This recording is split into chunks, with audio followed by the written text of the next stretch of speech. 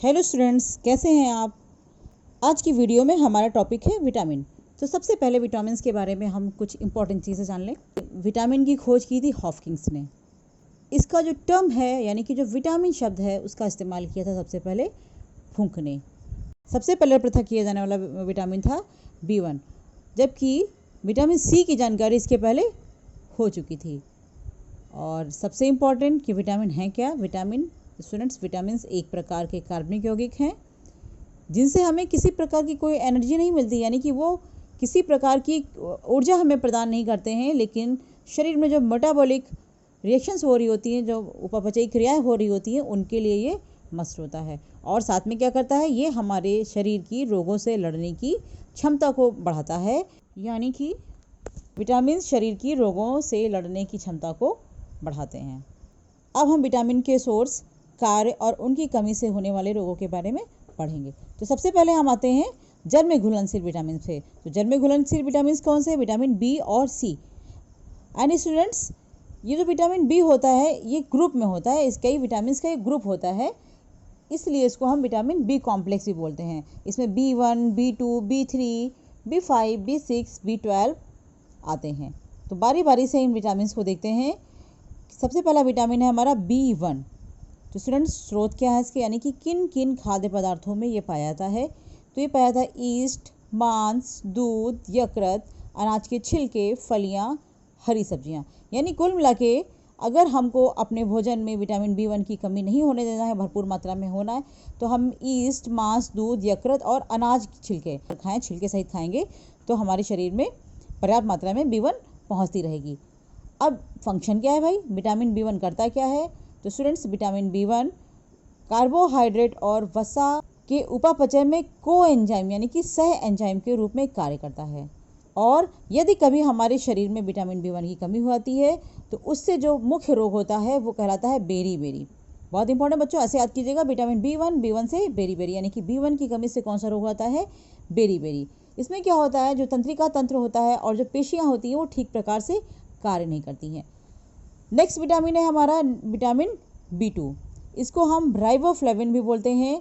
और इसके स्रोत क्या हैं, ये पाया जाता है हरी पत्तेदार सब्जियां होती हैं उनमें ईस्ट, पनीर, गेहूं, यकृत जिसको हम लीवर भी कहते हैं, और मांस वगैरह में। अब अगर हम इनके कार्य पे आए तो इसका कार्य है अमीनो अम्ल का उपापचय।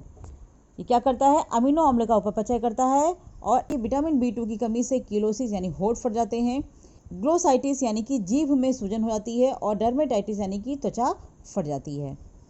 अगला विटामिन है हमारा विटामिन B3। इसको हम पैंटोथेनिक एसिड भी बोलते हैं, पैंटोथेनिक अम्ल भी बोलते हैं। ये पाया जाता है टमाटर, मूंगफली, ईस्ट, दूध, मांस, यकृत, अंडा और वृक्क आदि में।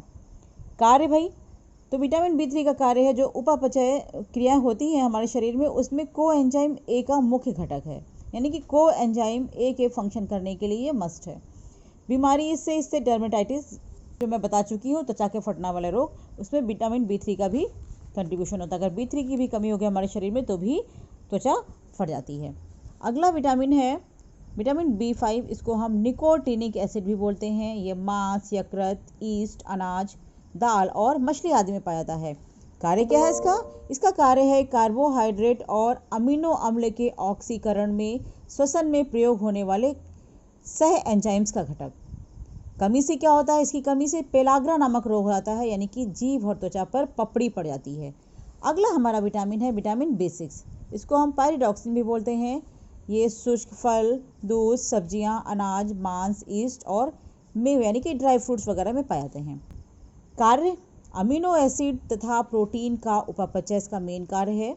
और अगर हमारे शरीर में विटामिन B6 की कमी होती है तो एनीमिया हो जाती है, यानी कि ब्लड हमारे शरीर में रुधिर की मात्रा कम हो जाती है। इसके अलावा त्वचा संबंधी कई रोग आते हैं और शरीर का वजन भी कम हो जाता है। अगला विटामिन है विटामिन B12। इसको हम साइनोकोबैलामिन भी बोलते हैं, बड़ा ही इंपॉर्टेंट विटामिन है ये पाया जाता है यकृत, मांस, मछली, दूध और अंडे आदि में। विटामिन B12 का मुख्य कार्य लाल रुधिराणु यानी कि RBCs और न्यूक्लियोटाइड्स के निर्माण में कोएंजाइम के रूप में कार्य करना है, यानी कि ये हमारे बॉडी में रेड ब्लड कॉर्पसेल्स RBC का निर्माण करता है।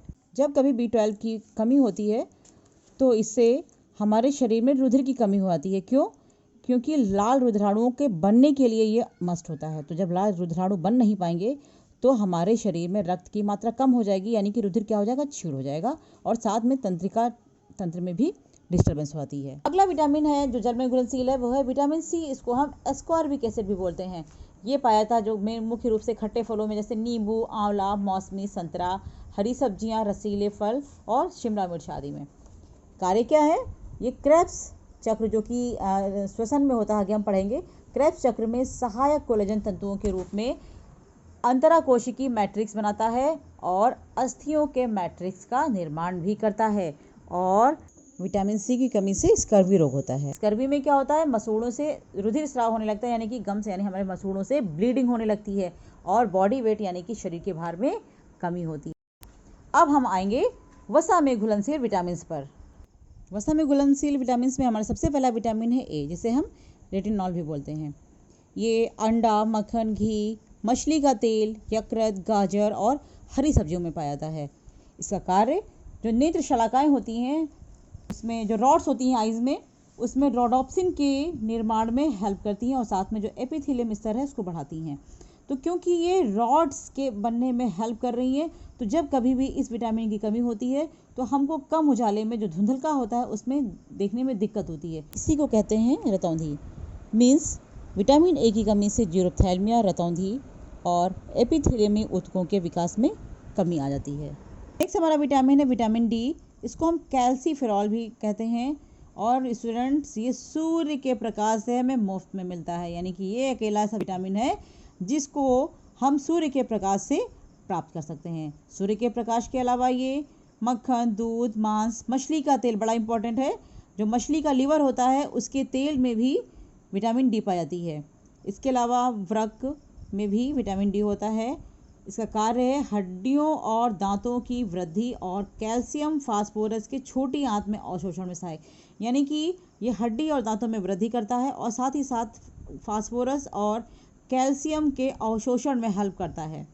इसकी कमी से स्टूडेंट्स, क्योंकि क्या कर रहा है, दांत और हड्डियों की वृद्धि कर रहा है, तो अगर इस विटामिन की कमी हो जाएगी तो दांत और हड्डियों का निर्माण ठीक से नहीं होगा, और अगर हड्डियों का निर्माण ठीक से नहीं होगा तो क्या होगा, रिकेट्स रोग, सूखा रोग, इसमें अस्थियां टेढ़ी हो जाती हैं। नेक्स्ट विटामिन है विटामिन ई। उसको हम टोकोफेरॉल भी बोलते हैं। ये अंडा, गेहूँ, हरी पत्तियाँ यानी कि हरे पत्तेदार सब्जियाँ, मांस, सोयाबीन और अंकुरित अनाज में बहुतायत में मिलता है। इसका मुख्य कार्य है जो जननिक एपिथेलियम होती है उसमें वृद्धि करना, और प्रजनन के लिए मस्ट है। अगर हमारी बॉडी में इस विटामिन की कमी होती है तो प्रजनन क्षमता में कमी आती है। इसका मतलब विटामिन ई की कमी से जनन क्षमता में कमी और पेशियों की दुर्बलता, जिसको हम अंगघात भी बोलते हैं, ये परेशानियाँ आती हैं। अगला विटामिन है विटामिन के, नैप्थोक्विनिन इसका वैज्ञानिक नाम है। ये पाया जाता है सोयाबीन, यकृत, अंडे, टमाटर और हरी पत्तेदार सब्जियों में। कार्य की बात करें तो स्टूडेंट्स, ये जो विटामिन के है ये रुधिर के थक्का जमने में बहुत आवश्यक है, और इसके लिए क्या करता है, यकृत में प्रोथ्रोम्बिन का निर्माण करता है, जो कि ब्लड क्लॉटिंग यानी कि रुधिर का थक्का बनने के लिए आवश्यक है।